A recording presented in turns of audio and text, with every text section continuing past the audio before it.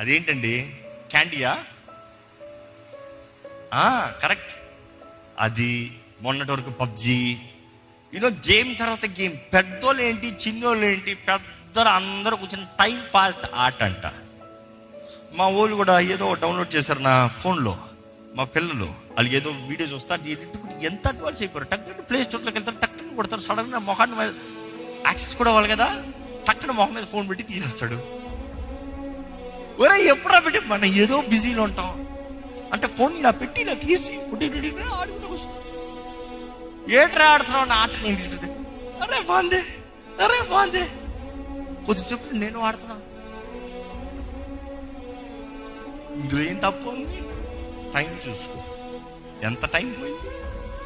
ఎందుకంటే నీ టైం నువ్వు లెక్క చెప్పాలి. You are saying it's entertainment, you are saying it's relaxation. Hey, be better careful.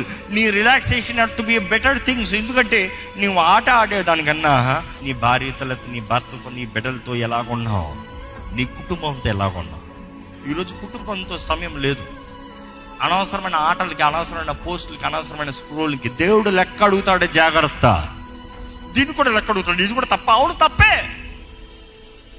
ఈరోజు తల్లిదండ్రులతో సమయం లేదు పిల్లలకి, భార్య భర్తల మధ్య సమయం లేదు భార్య భర్తలకి, పిల్లలకి తల్లిదండ్రులతో లేదు, తల్లిదండ్రులకి పిల్లలతో